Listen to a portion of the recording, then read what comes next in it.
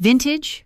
Or did you just run out of options? Dominic said, tilting his wine glass toward me like he was inspecting something he might return to a store. And the table burst into laughter, not loud, not dramatic, just enough to make it clear I was the joke. And I felt Daniel's hand tighten around mine under the table before he leaned in close to my ear and whispered, "Don't make a scene, Elena," like I was the problem here, like I always was. And my sister Vanessa didn't even look at me when she added, "She works in HR, you know, more of a support role." Her voice smooth, practiced, like she'd said it before, like she'd been waiting to say it again. And Dominic chuckled, shaking his head.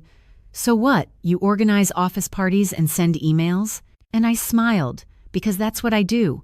I smile when people reduce me to something small enough to ignore, when my own husband watches it happen and says nothing, when an entire table full of people who are supposed to know me treat me like I'm background noise in their expensive lives.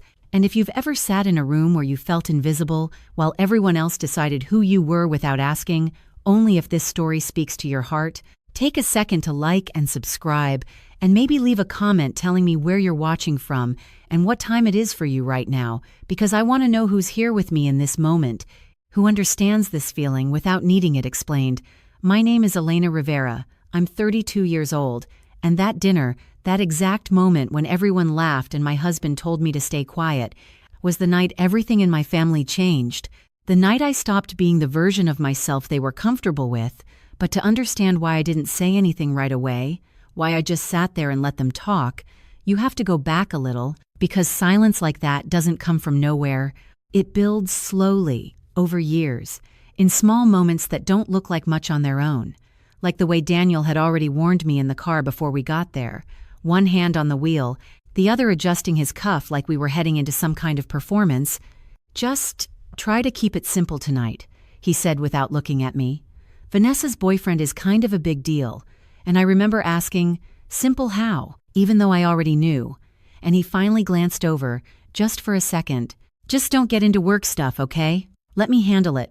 Like I couldn't, like I shouldn't, like I'd embarrass him if I tried." And I nodded because arguing would have made it worse.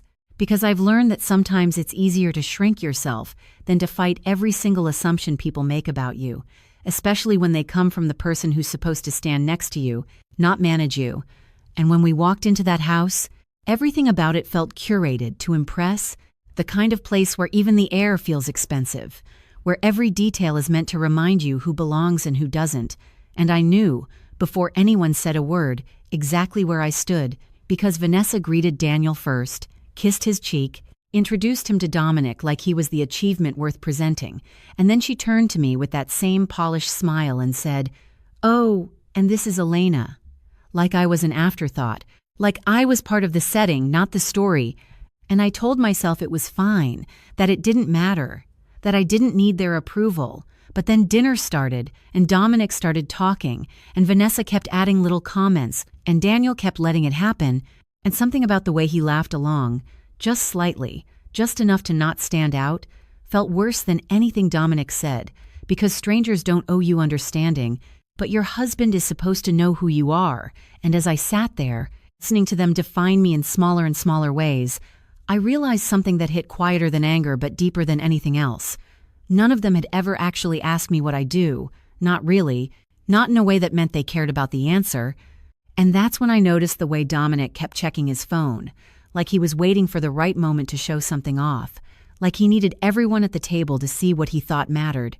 And Daniel leaned closer again, smiling this time, like everything was going perfectly, and said, "See? This is what I mean. Just relax." And I nodded, because I was relaxed, more than he realized. Because in that moment, I wasn't thinking about what they were saying anymore.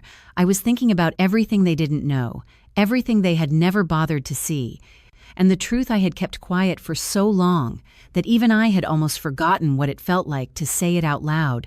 And as Dominic finally lifted his phone and said, "You guys have to see this deal I just closed," I felt my fingers move before I fully decided to act, reaching into my bag, touching something that none of them knew existed, something that could change the entire room in seconds.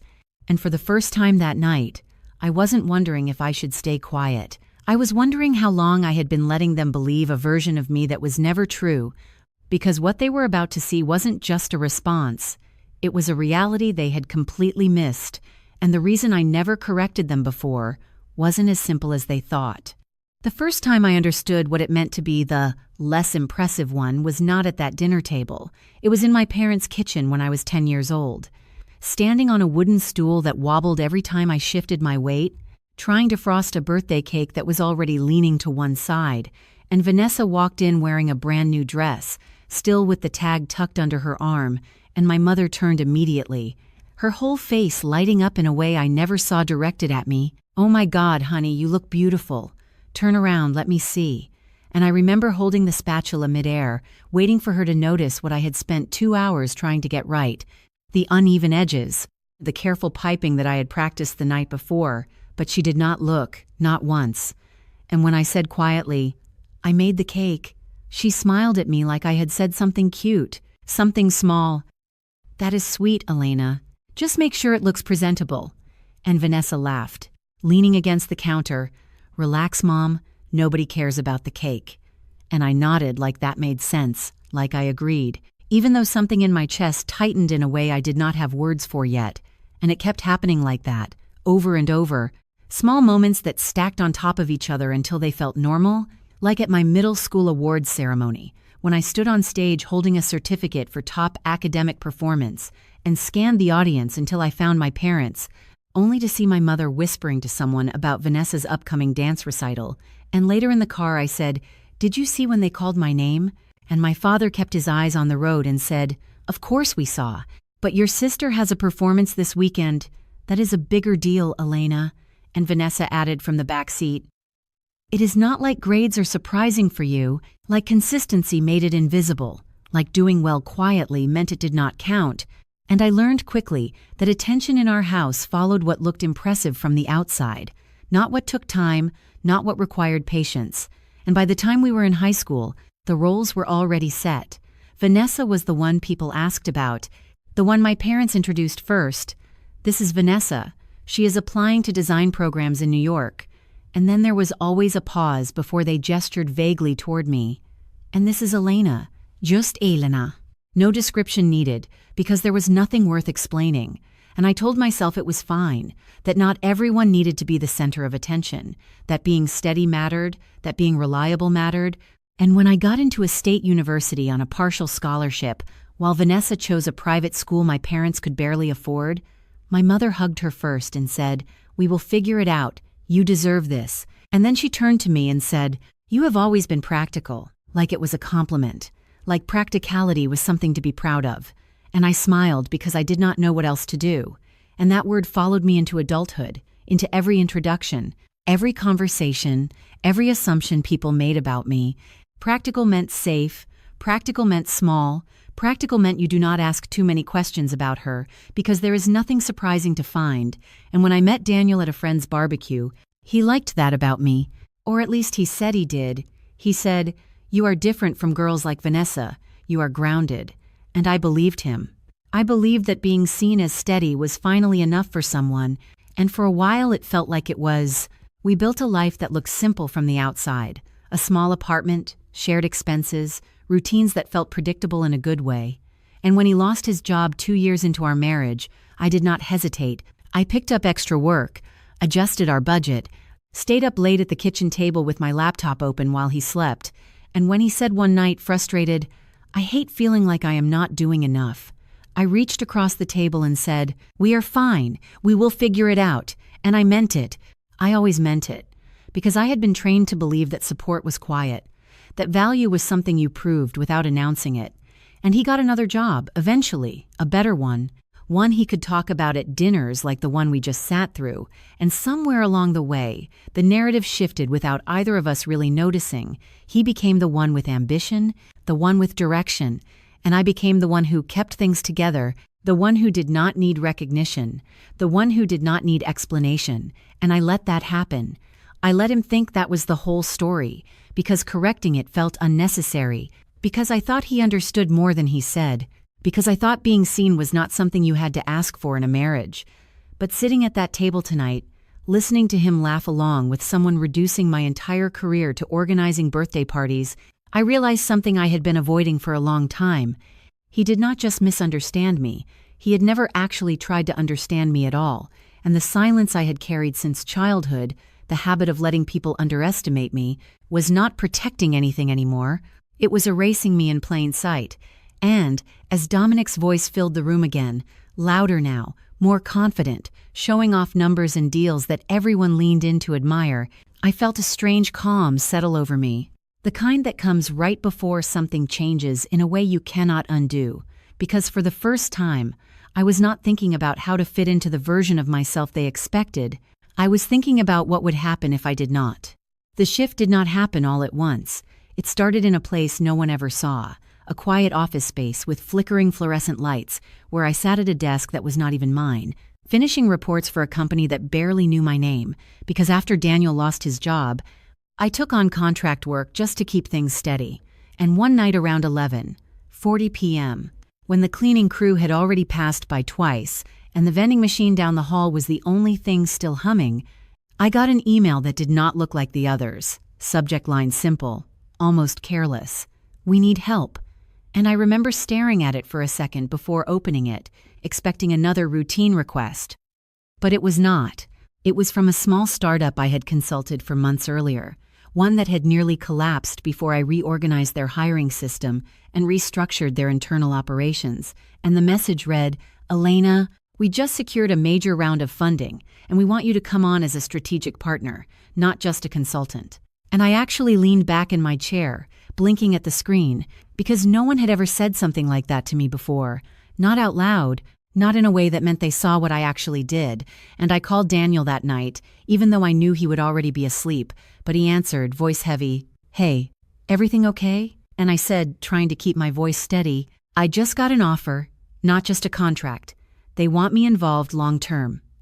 And there was a pause, just a second too long, before he said, "That is good, El, really good." But there was something in his tone, something distant, like he was trying to match my excitement instead of sharing it. And I told myself I was imagining it.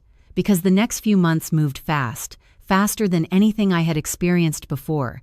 The company grew, my role expanded. I started taking calls at all hours, reviewing strategies, making decisions that affected people I had never met.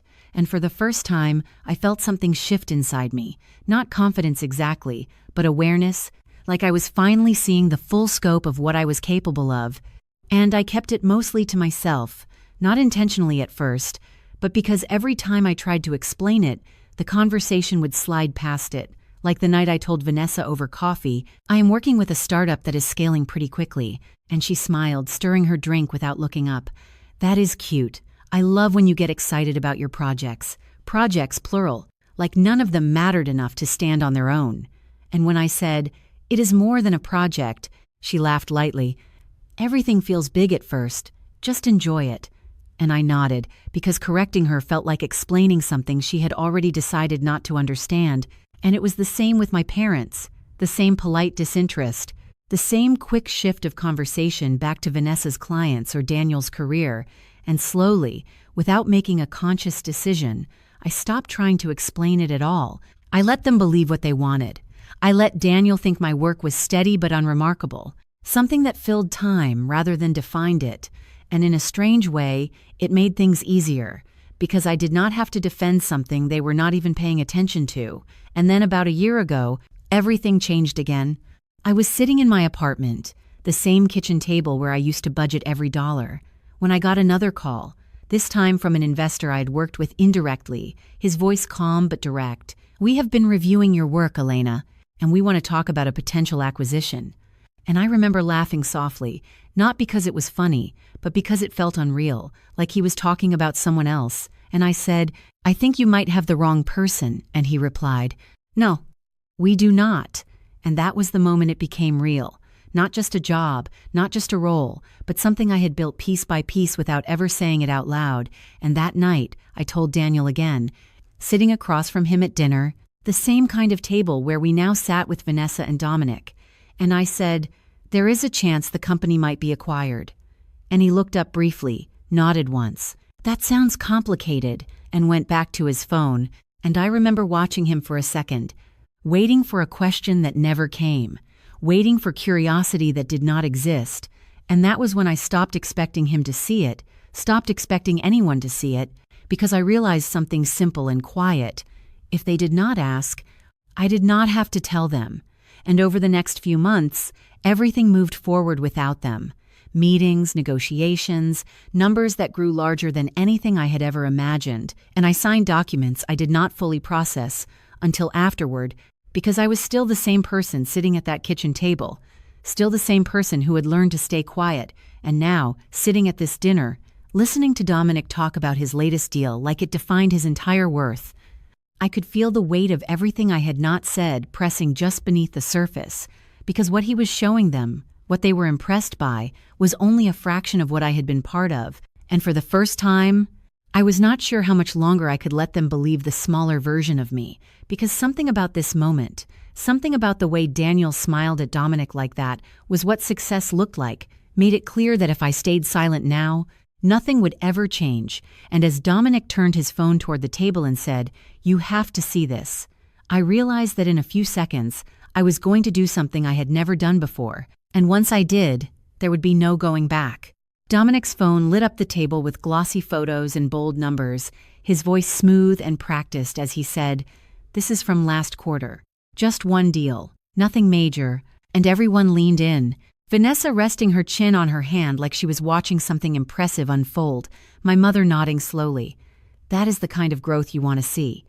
And Daniel smiled, actually smiled, the kind he used when he admired someone, and I felt it again, that quiet shift inside me.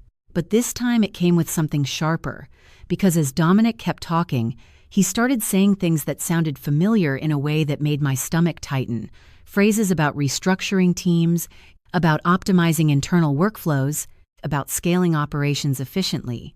And at first I thought it was coincidence, until he said, "We completely rebuilt their hiring system, cut inefficiencies by almost 40%, and my fingers froze around the edge of my glass, because those were my words, not exactly, but close enough that I recognized the structure, the thinking behind them, and I looked at him more carefully, noticing the way he spoke, confident but vague, like he understood the outcome, but not the process. And then Vanessa added casually, "He has been consulting for a few startups lately, helping them grow." And I felt something drop, not dramatically, just a small internal shift, like a piece of a puzzle sliding into place where I did not want it to fit. And I asked, keeping my voice even, "Which companies?" And Dominic glanced at me briefly, like the question surprised him, then shrugged, "A few. Nothing you would know." And Vanessa laughed lightly. "Elena is not really in that space." And Daniel nodded. "Yeah, she keeps things more structured." Like that explained everything, like that closed the conversation. But it did not. Not for me, because I knew exactly which company Dominic was talking about. I knew the timeline, the changes, the results, and I also knew something else, something he clearly did not, because the work he was describing, the system he was taking credit for, had never been shared publicly. Not in detail, not in a way anyone outside the core team would understand. And yet here he was, repeating it at a dinner table, like it belonged to him, and I felt my heartbeat slow instead of speed up, which scared me more than anger would have, because it meant I was not reacting, I was thinking, and I said quietly, "That sounds like a big responsibility." And he nodded, leaning back slightly. "It is, but once you know what you are doing, it is not that complicated." And Vanessa added, "He just gets it, you know? Some people are naturally good at that kind of thing." And she looked at Daniel when she said it. Not me, never me. And I felt Daniel's hand brush against mine again, this time not to comfort but to signal, to keep things smooth, to keep me in the role I had always played. And then Dominic turned his phone slightly, showing a graph, a number that made the table go quiet for a second. And my father leaned forward. "That is impressive." And my mother said, "You must be very proud." And Vanessa smiled at him like she had chosen well, like this was proof of something. And Daniel said, "That is the kind of work I want to be around."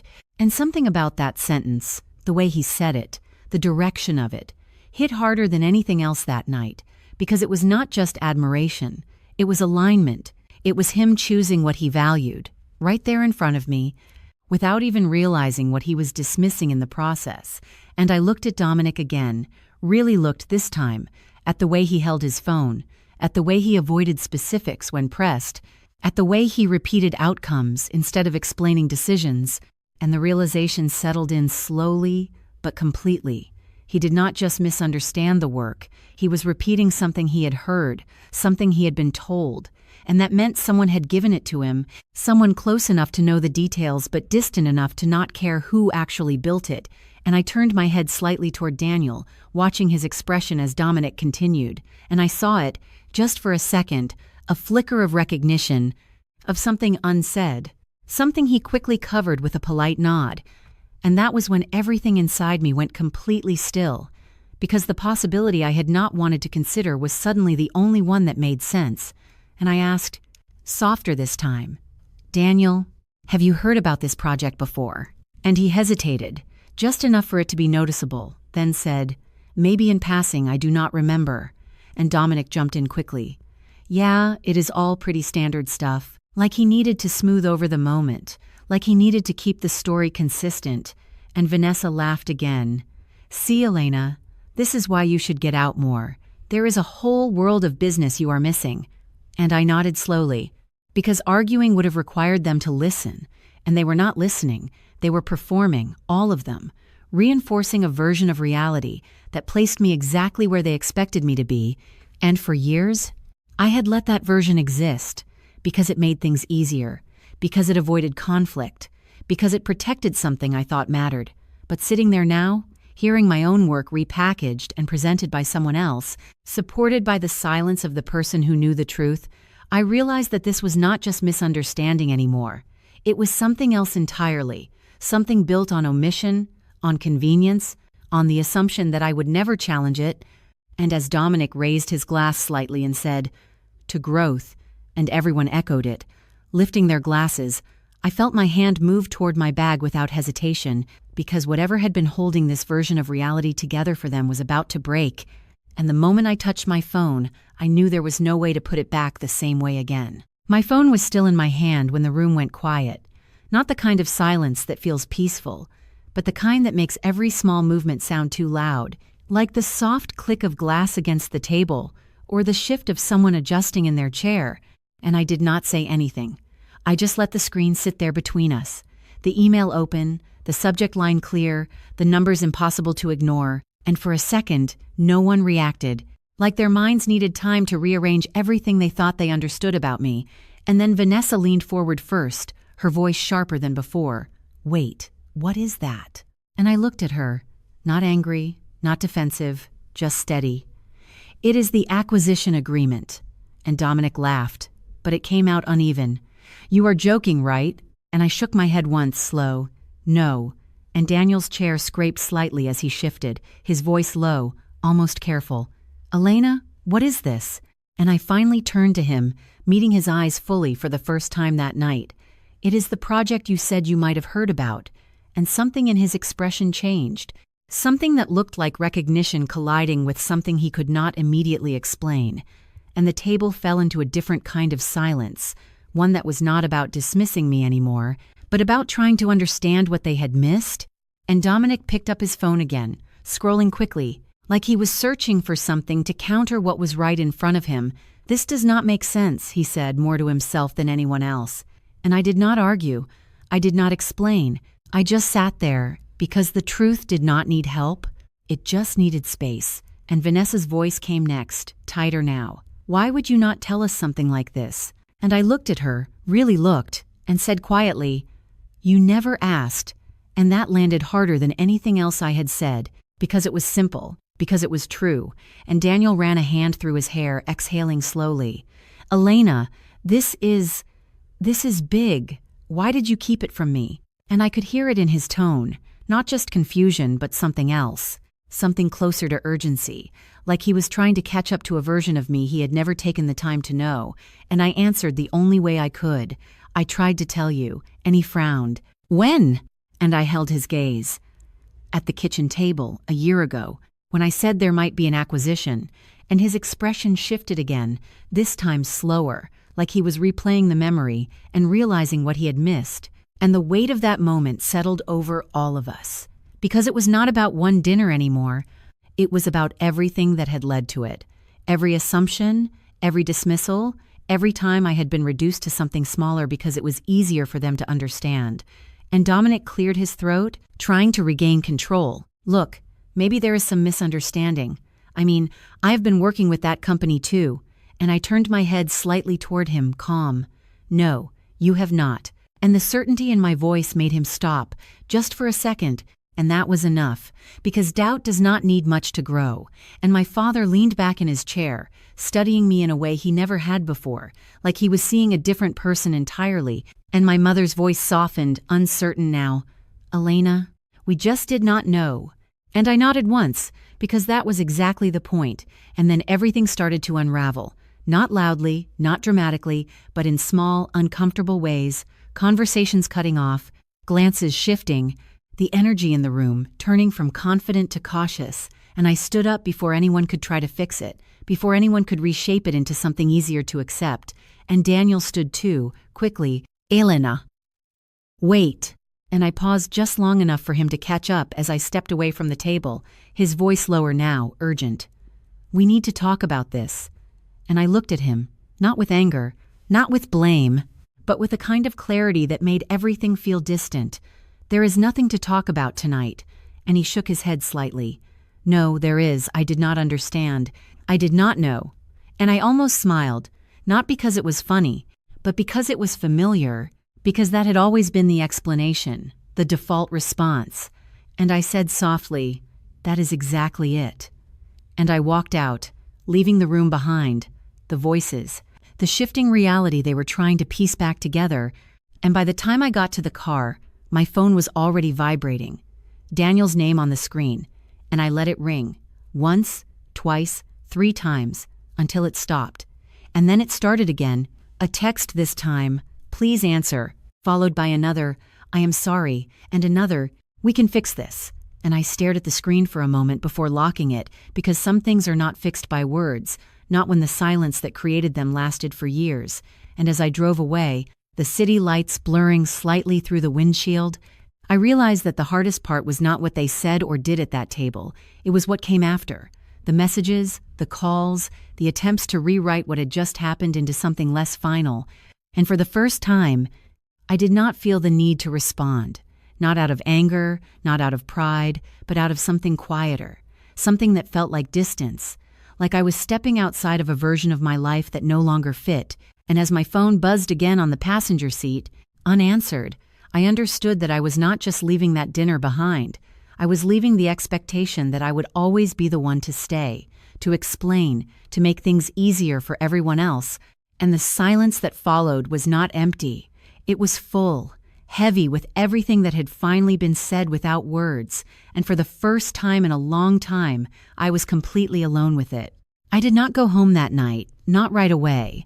I drove past our apartment twice before I finally pulled into a parking lot that stayed open 24 hours, the kind with harsh white lights and a coffee machine that hummed louder than it should. And I sat there with the engine off, hands resting in my lap, listening to my phone vibrate again and again against the center console until the sound blurred into the background. And when I finally picked it up, there were 14 missed calls from Daniel, 6 messages, and 1 voicemail. And I pressed play without thinking. His voice came through softer than I had ever heard it. Elena, please just call me back. I did not know. I swear I did not know it was your work. I would never. And he paused, like he was searching for the right words. I would never take credit for something you built. And I closed my eyes for a second because that was not the point. Not really. It was not about him taking credit. It was about him not noticing when someone else did. Not questioning it. Not recognizing the difference. And I set the phone down again without finishing the message, because I did not need to hear the rest to understand it. And I stayed there longer than I meant to, long enough for the coffee machine to refill twice, long enough for the sky outside to shift from dark to that early gray that makes everything look unfinished. And when I finally drove back to the apartment, it felt different before I even stepped inside, like something had already been removed. And Daniel was sitting at the kitchen table when I walked in, exactly where I had told him about the acquisition months ago. His phone face down in front of him, his hands clasped together, and he stood up quickly when he saw me. Elena, "I have been calling you." And I nodded once, setting my keys down. I saw, and there was a moment where neither of us moved, like we were both waiting for the other to decide what this conversation was supposed to be. And then he said, "Can we talk?" And I pulled out a chair slowly, sitting across from him. "We can talk." And he exhaled like that was something, like it meant there was still something to fix. I did not realize what Dominic was saying. I thought he was just talking, and I watched him carefully, not interrupting, letting him fill the silence the way he always had. And when you mentioned the acquisition before, I did not connect it. I should have. He shook his head slightly. I was focused on other things, and I nodded again, because that part was true. He had always been focused on other things. And I said quietly, "You were focused on yourself." And he flinched. Not dramatically, just enough to show he heard it, and he leaned forward. "That is not fair, Elena. I supported you." And I tilted my head slightly. "How?" And he hesitated just for a second before saying, "I encouraged you, And the sentence faded, unfinished, because there was not much to complete it with, and the silence that followed felt heavier than anything we had said so far, and he ran a hand over his face, his voice lower now. "I did not know you felt like this." And I looked at him, really looked, at the man I had built a life with, at the version of us that had existed comfortably in his understanding of things, and I said, "I did not feel like this before." And that was the truth, because before that dinner, before hearing my own work in someone else's voice while he sat there and accepted it, I had not realized how invisible I had become in my own marriage, and he sat back slightly, like the words had pushed him away physically. "So what happens now?" And I did not answer right away, because I did not know how to explain something that was not a decision yet, not fully. It was more like a shift, something that had already started and could not be undone. And I said, finally, "I need space." And he nodded quickly. "Okay, we can take space. That is fine. We can figure this out." And there it was again, that assumption that everything would circle back. That space was temporary. That distance was something you crossed and returned from. And I stood up slowly, walking past him toward the bedroom, pulling a small bag from the closet. Not much, just enough for a few days. And he followed me, stopping in the doorway. "You are leaving?" And I zipped the bag, not looking at him. "For now," and his voice tightened. "Elena, please do not do this. We can fix it." And I paused for a second, my hand resting on the edge of the dresser, and I said quietly, "You keep saying that, but you do not know what you are trying to fix." And when I finally turned to face him, there was something in his expression I had not seen before, not just confusion, but fear, like he was realizing that this was not a moment he could talk his way out of.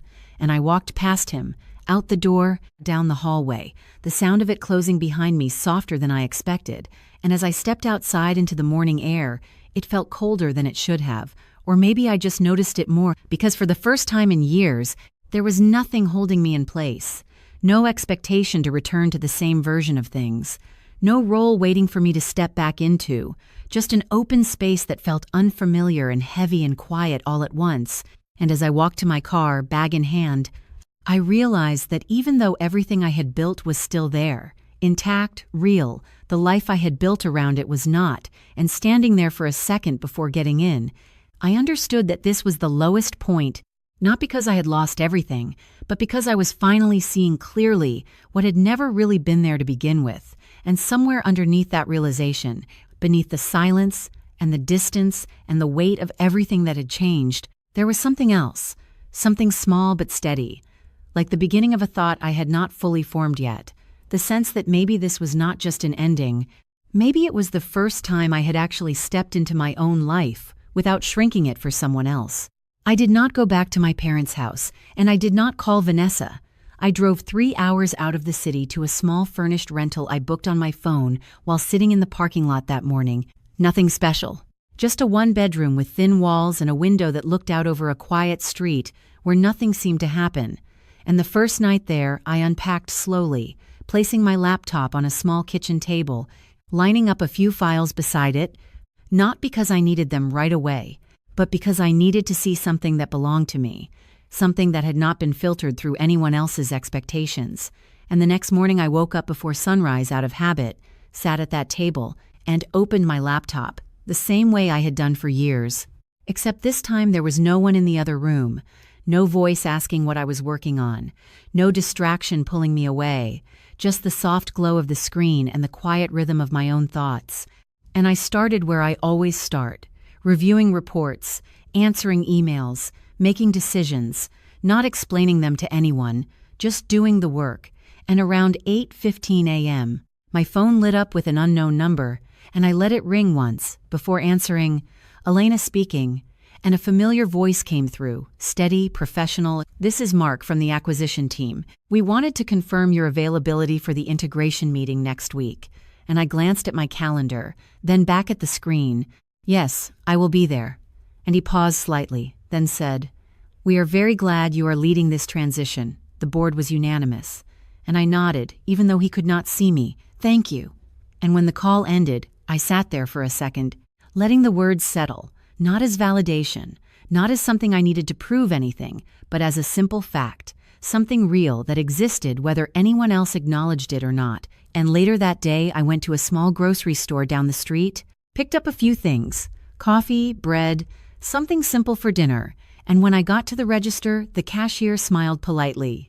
"Long day?" And I almost said yes out of habit, but instead I paused and said, "A full one," and it felt different, small, but different, like I was choosing the words instead of defaulting to them, and the days started to take on a rhythm, mornings at the table, calls with teams across different time zones, afternoons reviewing plans, evenings quiet, no interruptions, no need to explain why I was working late or what any of it meant, and once, about a week in, Daniel called again, his name appearing on the screen while I was in the middle of a meeting, and I let it go to voicemail. Not out of anger, but because I was busy, because my time was no longer something I rearranged for someone else's urgency. And later I listened to the message while standing by the window, his voice softer now. "I just wanted to hear how you are doing. We can talk whenever you are ready." And I saved the message, not because I needed it, but because it felt like a marker of something that had changed. And that night, I got another call, this time from Vanessa, and I stared at the screen for a moment before answering, "Hello." And there was a pause on the other end, longer than usual, before she said, "You just left." And I leaned against the counter. "Yes." And she let out a small breath. "We did not know it was like that for you." And I closed my eyes briefly, not out of frustration, but because the sentence felt familiar, like something I had heard in different forms my entire life. And I said quietly, "That does not change what it was." And she did not respond right away, and when she finally spoke, her voice was softer than I had ever heard it. "Are you coming back?" And I looked out the window, at the stillness of the street, at the space I had created without asking anyone for permission, and I said, "I do not know yet." And that was the truth, because this was not about returning to something, it was about building something that had never fully existed before, a life that did not require me to shrink to fit into it. And the next morning, I had my first in-person meeting since leaving, walking into a conference room where no one knew me, as someone's wife or someone's sister, where my name was on the agenda for one reason only, and as I took my seat, someone across the table smiled and said, "We have been looking forward to working with you," and I nodded, setting my notebook down. "So have I." And as the meeting began, I realized something that felt both new and completely familiar. I was not stepping into a different version of myself. I was stepping fully into the one I had been building all along, and for the first time, there was nothing around me trying to make it smaller. And as the conversation moved forward, ideas building on each other, decisions taking shape, I could see it clearly, not just where I was, but where this was going, and it was bigger than anything I had ever allowed myself to say out loud. The first time I saw my name on a glass door, it did not feel real, not in the way people imagine success feels. There was no dramatic pause, no overwhelming emotion, just a quiet moment where I stood outside a building that reflected the city skyline back at me, reading the letters twice to make sure they actually said what I thought they said. Elena Rivera, Director of Strategic Operations. Clean, simple, permanent. And when I pushed the door open, the receptionist looked up and smiled. "Good morning, Miss Rivera," like it was something she said every day, like it was already normal, and I nodded. "Good morning," my voice steady, even though something inside me shifted again, not bigger, just clearer. And as I walked past the open workspace, people glanced up, Not with curiosity, not with judgment, just recognition. The kind that comes from knowing exactly who someone is and why they are there. And I stepped into the conference room where the team was already gathered, screens lit, notes spread out, and Mark looked up first.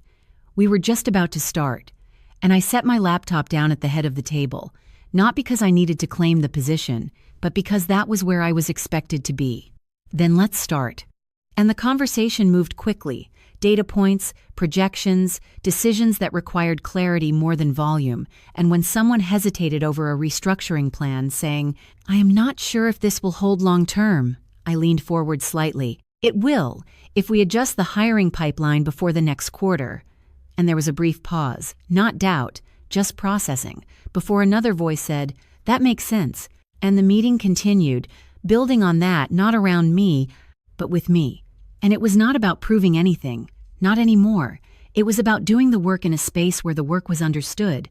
And later, as we wrapped up, Mark closed his notebook and said, "You see things differently." And I looked at him. "I see what needs to hold." And he nodded, like that was enough, because it was. And as I stepped out into the hallway, someone from another department stopped me. "Miss Rivera, do you have a minute?"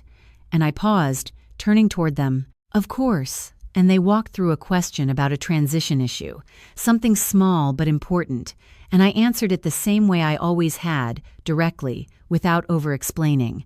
And when they said, "Thank you, that really helps," I realized how different it felt to be listened to without having to justify why I should be. And that afternoon, I caught my reflection in the glass again, the same building, the same city, but the way I stood was different. Shoulders back, not in a forced way, just natural, like I was no longer adjusting myself to fit the space adjusted around me, and when I got back to the apartment, my phone was quiet, no missed calls, no messages waiting, just the absence of noise that used to pull at me constantly. And I set my bag down, placed my keys on the counter, and for a moment, I just stood there, letting the stillness settle, and then I opened my laptop again, not because I had to, but because I wanted to. Because there was more to build, more to shape, and later that evening, as the sun dipped lower and the room filled with that soft golden light, my phone buzzed once, a message from Daniel, simple. "I hope your day went well," and I looked at it for a second before setting the phone back down without replying, not out of resentment, but because the question no longer carried the same weight it used to. It did not define my day, it did not close it, and as I sat back down at the table, reviewing the next set of plans, I realized something quietly, almost unexpectedly. The life I was living now did not need an audience to be real. It did not need validation to exist. It just was steady, intentional, built piece by piece, in the same way it always had been. Only now it was visible, in a way that could not be dismissed.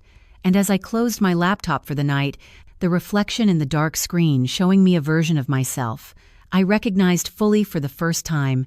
I thought about that dinner, about the moment everything shifted, about the way Dominic had lifted his phone and said, "You have to see this," and how, seconds later, I had done the same, placing my truth on the table, without raising my voice, without asking for permission, and the silence that followed, the way the room had changed, and I understood now that it was never just about proving them wrong. It was about no longer allowing them to define what right looked like, and as that memory settled into place, connecting everything that had happened since, I could see it clearly. The moment where everything came together, the point where the past and the present met, right there at that table, right before I turned my phone toward them and let the truth speak for itself. The invitation arrived on a Tuesday afternoon, simple, formal, with a subject line that did not try to impress, just annual investor dinner, and when I opened it, I recognized the venue immediately. The same type of place where everything is polished just enough to remind you who belongs. And I read through the details once, then again, not because I did not understand it, but because of one line near the bottom, "Guests are welcome." And I set my phone down slowly, my fingers resting on the edge of the table, because I knew exactly who would be there, not by name, but by pattern.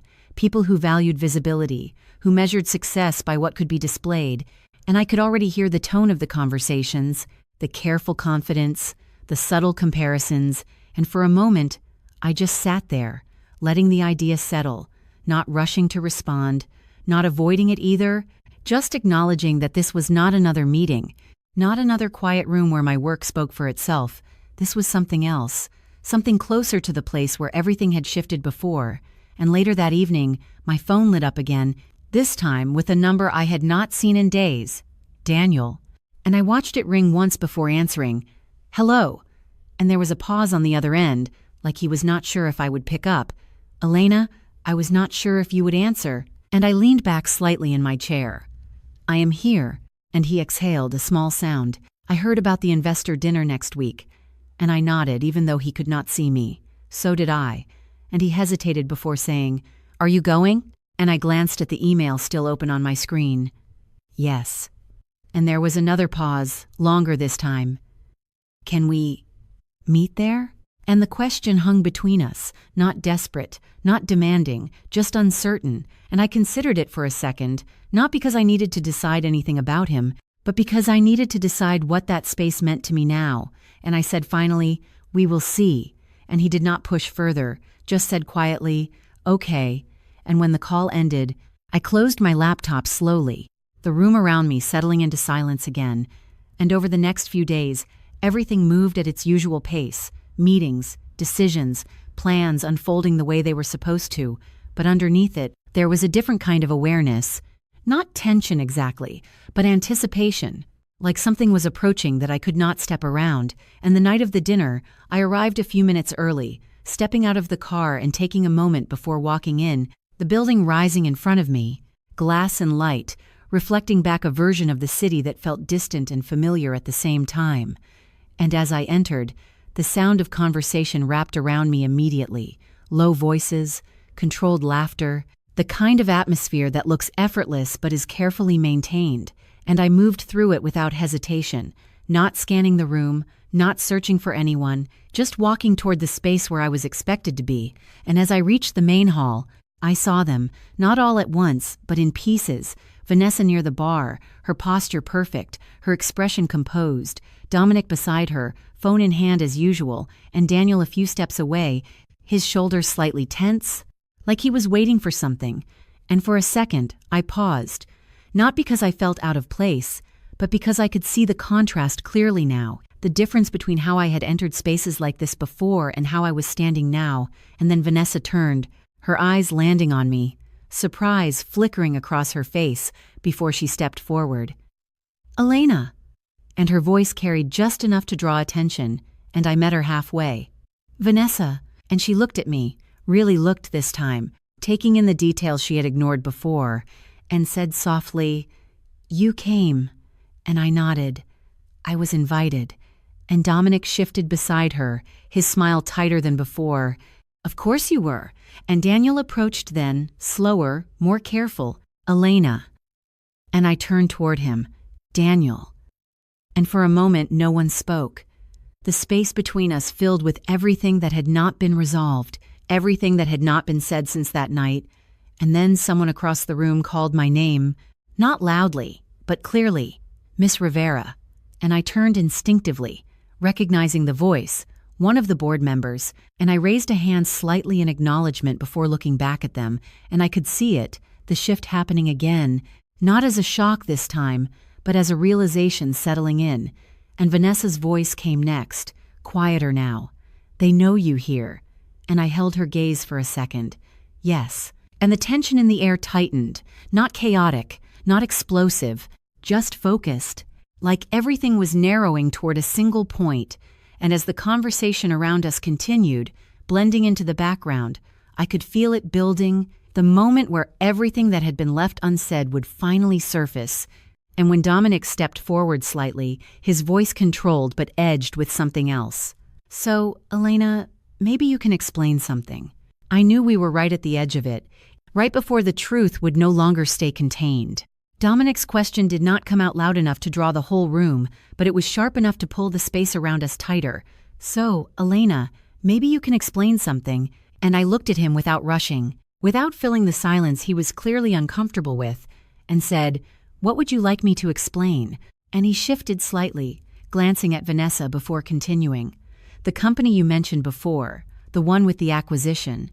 And I nodded once. Yes, and he let out a small breath, like he was stepping into something he was not fully prepared for. I have been working with them too. And the sentence hung there, not confident anymore, not supported by the same ease he had at that dinner weeks ago. And I held his gaze for a moment before asking, "In what capacity?" And he hesitated just enough for the difference to be visible. "Consulting, helping them scale." And Vanessa added quickly, her voice trying to stabilize the moment, "He has been very involved." And I turned slightly toward her, calm. "With which part?" And the question was simple, but it landed heavier than anything louder would have, because it required an answer that could not be generalized, and Dominic cleared his throat. "Operations, mainly." And I nodded again. "Which systems?" And now the pause was longer. Not just uncertainty, but realization beginning to surface, and Daniel stepped in quietly. "Elena," like he wanted to soften something that had already sharpened. But I did not look at him. I kept my attention on Dominic, not out of confrontation, but because this was where the truth was already moving, and I said evenly, "The hiring infrastructure, the workflow optimization, the internal scaling model." And with each phrase, I could see it more clearly, the way recognition was catching up to him, the way the language he had been repeating was now being placed back in its original context. And he nodded slowly. "Yes, those." And I gave a small nod, not dismissive, not aggressive, just precise. "I built those." And the sentence did not need emphasis. It did not need volume. It just sat there, complete. And for a second, no one spoke, not because they did not hear it, but because they understood it all at once. And Vanessa's expression shifted first, the confidence she carried tightening into something uncertain. "Wait, what do you mean you built them?" And I looked at her. "I mean, I designed the systems, implemented them, and led the integration." And Dominic shook his head slightly. "That is not possible. I have seen the reports." And I tilted my head just enough. "Then you have seen my work."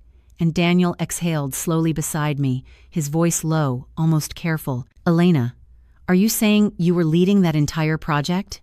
And I finally turned toward him, meeting his eyes directly. "Yes." And the simplicity of the answer made it harder to process, because there was no room to reinterpret it, no way to soften it into something smaller. And across the room, the board member who had greeted me earlier stepped closer, his voice calm but clear. "Elena has been overseeing the strategic operations for that company since before the acquisition." And the statement landed with a different weight, not emotional, not defensive, just factual. And Dominic looked at him, then back at me, his expression no longer controlled, but I was told. And his sentence stopped there, unfinished, because whatever he had been told no longer aligned with what was standing in front of him. And Vanessa's voice came again, quieter now. "Why would no one say anything?" And I held her gaze, not unkind but steady, because no one asked. And that answer did not just address the moment. It reached back through everything, every dinner, every conversation, every time they had accepted a version of me without questioning it. And Daniel took a small step closer, his voice almost uncertain now. "Elena, I did not know it was at this level." And I nodded once. "I know." And there was no accusation in it, which made it land harder, because it left nothing to argue against. And the space around us shifted again, not with noise, but with awareness, the kind that cannot be undone once it settles in. And Dominic let out a breath, running a hand through his hair. "So everything I have been talking about," and I finished it for him, not to interrupt, but to complete the truth, "was never yours to present." And the sentence was quiet, but it carried enough clarity to end any confusion that remained. And Vanessa looked between us, her voice barely above a whisper now. "We did not know who you were." And I did not respond right away, because the answer was not something I needed to say. It was something they were already beginning to understand. And as the realization settled fully into the room, I could see it on their faces, not just surprise, but something deeper, something closer to recognition mixed with regret.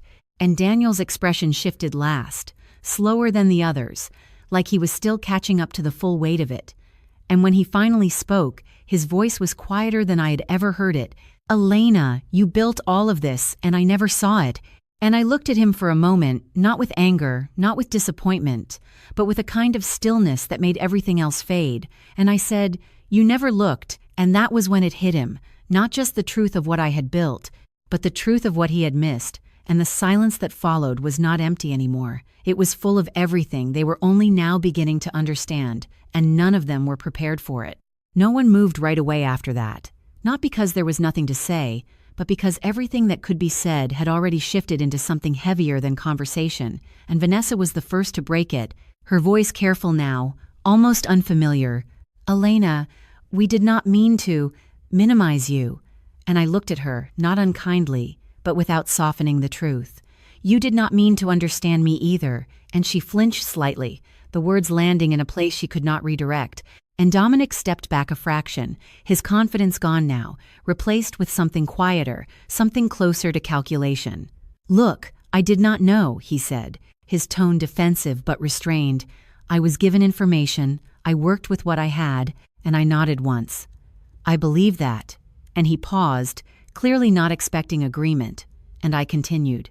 "But you chose to present it as yours, and that was where the line settled.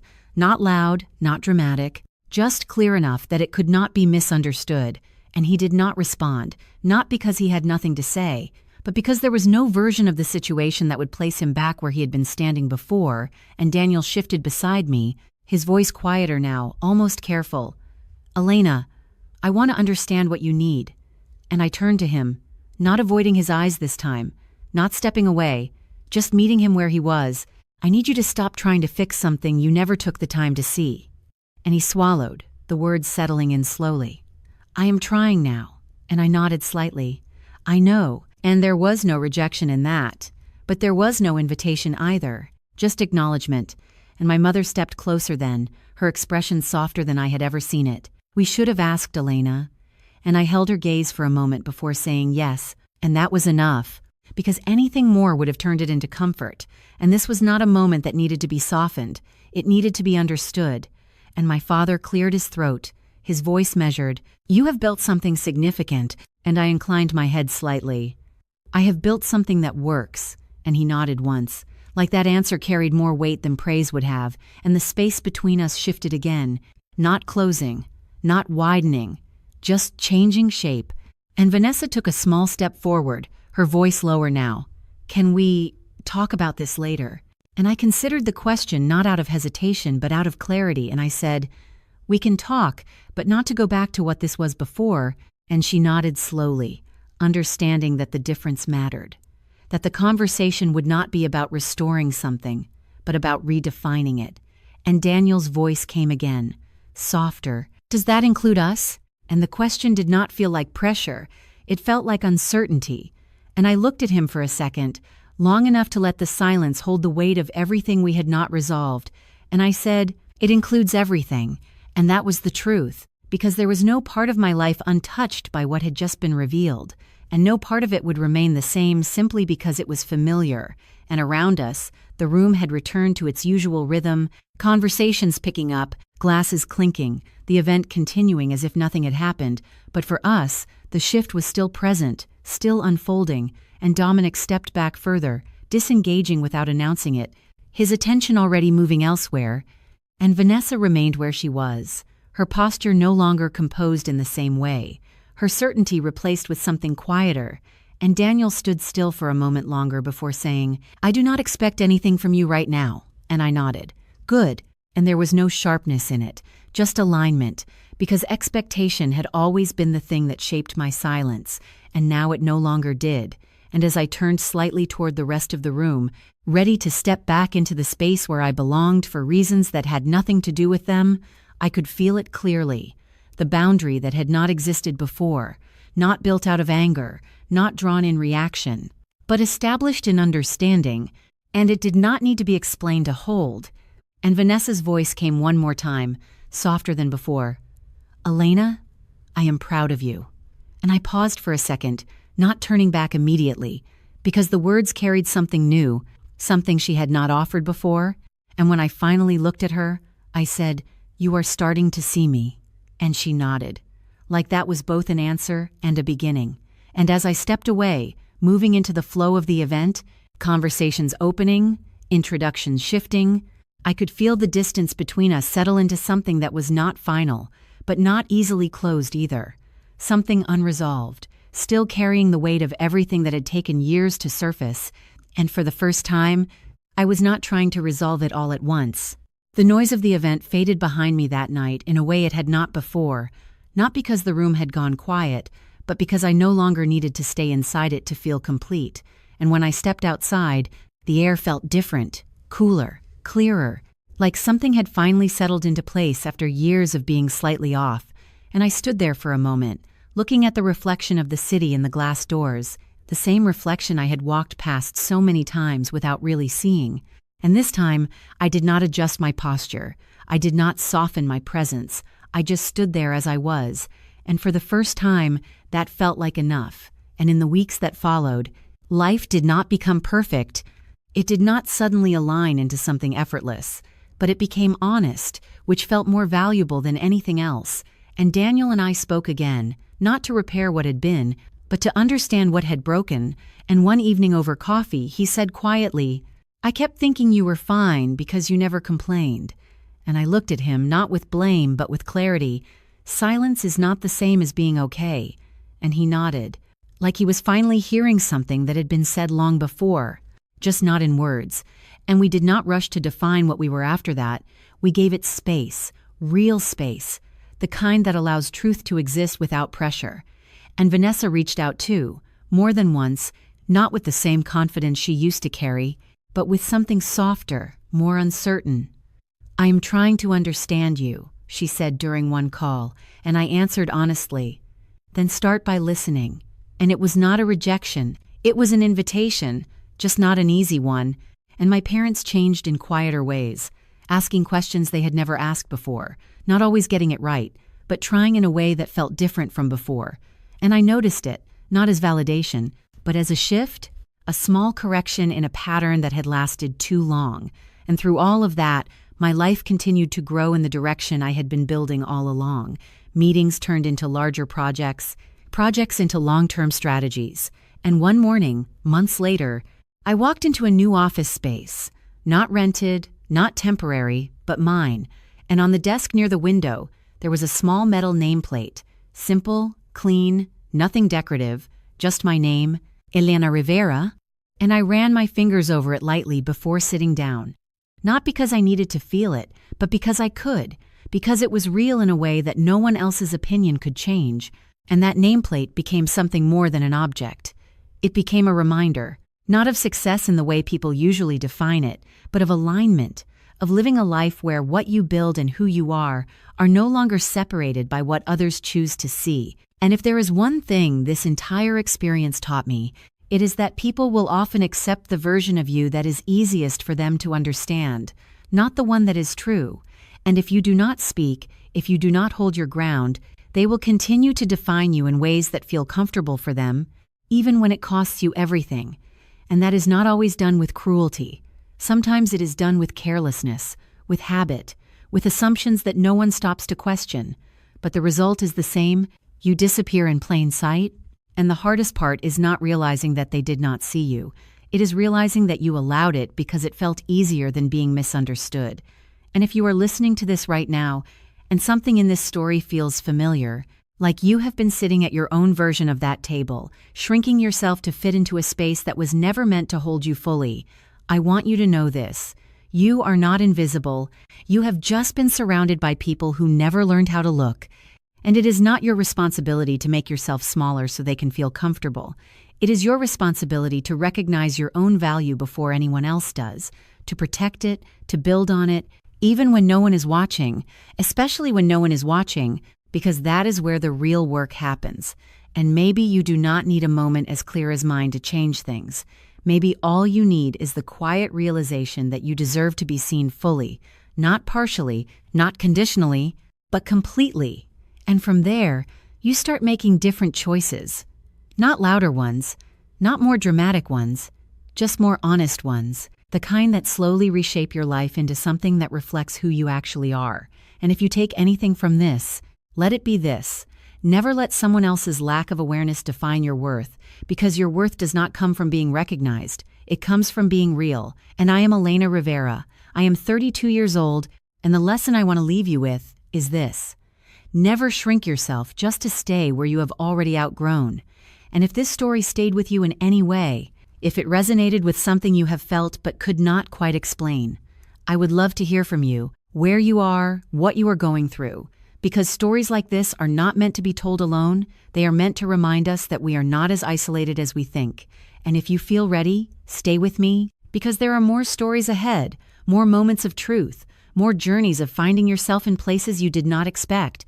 And sometimes the next story is the one that helps you see your own life a little more clearly.